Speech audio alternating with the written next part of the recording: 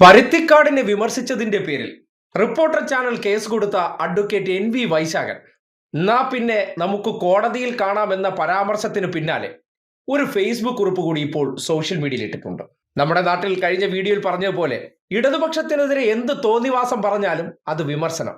എന്നാൽ അതിന് മറുപടി പറഞ്ഞാൽ അയ്യോ സൈബർ ബുള്ളിയിങ് ആയേ, സൈബർ ആക്രമണമായേ തുടങ്ങിയ ഓമന പേരുകളിലൂടെ ഇരവാദമാക്കുകയാണല്ലോ പതിവ്. ആ നിലയ്ക്കാണ് NV വൈശാഖൻ ഇട്ടൊരു പോസ്റ്റിന്റെ പേരിൽ അദ്ദേഹത്തിന്റെ പേര് കൂടി ഉൾപ്പെടുത്തിക്കൊണ്ട് കഴിഞ്ഞ ദിവസം റിപ്പോർട്ടർ ചാനൽ പരാതി കൊടുക്കുകയും സ്മൃതി പരുത്തിക്കാട് വിഷയത്തിൽ അദ്ദേഹത്തിനെതിരെ കേസ് എടുക്കുന്ന സാഹചര്യവും ഉണ്ടായത്. അതിന് പിന്നാലെയാണ് NV വൈശാഖൻ ഇന്ന് രാവിലെ ഒരു സോഷ്യൽ മീഡിയ പോസ്റ്റ് ഇട്ടിരിക്കുന്നത്. അതിൽ ചില ചോദ്യങ്ങൾ അദ്ദേഹം ഉന്നയിച്ചിട്ടുണ്ട്, പ്രസക്തമാണ്. ഇതാണ് ആ പോസ്റ്റ്. ഐക്യദാർഢ്യ സംഘത്തോട് ചില ചോദ്യങ്ങൾ. 1. എത്ര തവണ ഇടതുപക്ഷത്തെ നുണ മാത്രം നിരത്തി മ്ലാത്തിച്ചെടത്തിയുടെ അരുമ വിമർശിച്ചിരിക്കുന്നു? അന്ന് ആരെങ്കിലും സൈബർ ആക്രമണം നടത്തിയതായി അറിയാമോ? 2. ഉരുൾ അതിജീവിതരെ കൊണ്ടുവന്ന രാഷ്ട്രീയ നാടകം എന്ന ആരോപണം എന്തിന്റെ അടിസ്ഥാനത്തിൽ നടത്തിയതാണ്? ഉരുൾ അതിജീവിതർ ആരുടെയെങ്കിലും നിർദ്ദേശപ്രകാരം വന്നു എന്ന് അറിവായിട്ടുണ്ടോ? ഉരുൾ അതിജീവിതർ തന്നെയും പറഞ്ഞത് ആരുടെയും നിർദ്ദേശപ്രകാരമല്ലാതെ പോയി എന്നാണ്. പിന്നെ എന്തിനെയാണ് നാടകമെന്ന് അവർ ഉദ്ദേശിച്ചത്? ഇതിലെവിടെയാണ് രാഷ്ട്രീയ വിമർശനം? 3. ഐക്യദാർഢ്യ സംഘത്തിനും റിപ്പോർട്ടർ ടിവിയുടെ അതേ അഭിപ്രായം നാടകമെന്ന് തന്നെയാണോ? 4.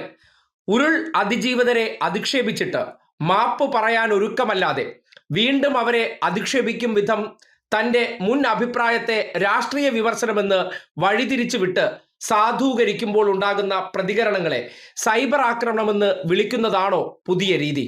ഇനി പാർട്ടി ജനറൽ സെക്രട്ടറി പറഞ്ഞതിനെ പൂർണ്ണമായും മുഖവിലക്കെടുക്കുന്നു. ആരെയും ഒറ്റതിരിച്ച് സൈബർ ആക്രമണം നടത്താൻ പാടില്ല. നാളിതുവരെ അതിന് മുതിർന്നിട്ടുമില്ല. പാർട്ടി സെക്രട്ടറി പറഞ്ഞത് സൈബർ ആക്രമണം പാടില്ല എന്നാണ്, അല്ലാതെ രാഷ്ട്രീയ വിമർശനം പാടില്ല എന്നല്ല.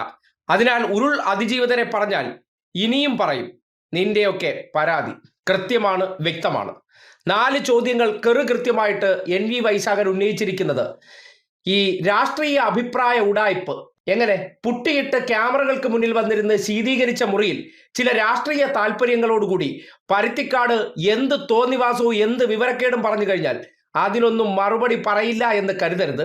മറുപടി കേൾക്കുമ്പോൾ പലരും പലതരം മനുഷ്യരാണ്.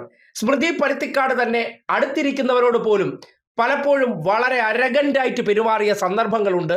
വളരെ മോശമായിട്ടും സ്ത്രീ എന്ന പരിഗണന പോലും കൊടുക്കാതെ സുജയാ പാർവതിയോട് പോലും അവർ അധികാരത്തിന്റെ മേലങ്കി കാട്ടിയത് ഈ നാട് കണ്ടിട്ടുള്ളതാണ്. അതുകൊണ്ട് ബഹുമാനം, ഇടപെടൽ ഇതിന്റെ ഒന്നും മാതൃകാ സ്ത്രീയായിട്ട് പരുത്തിക്കാട് അവതരിക്കേണ്ട കാര്യമില്ല. അടിമുടി അസഹിഷ്ണുതയായിട്ടുള്ള ഒരു സ്ത്രീ ചെയ്ത പ്രവർത്തനങ്ങൾ, അവർ ചില താല്പര്യങ്ങളോടുകൂടി നടത്തുന്ന വായ്ത്താരികൾ, അവർക്ക് താല്പര്യമുള്ള ചില കോൺഗ്രസ് നേതാക്കന്മാരെ സുഖിപ്പിക്കാൻ വേണ്ടി അടിക്കുന്ന വാചകങ്ങൾക്ക് മറുപടി പറയാൻ കേരളത്തിന്റെ ഇടതുപക്ഷ രാഷ്ട്രീയത്തിലുള്ളവർക്ക് അവകാശമുണ്ട്. അതിന്റെ പേരും അഭിപ്രായ സ്വാതന്ത്ര്യം തന്നെ എന്നാണ്.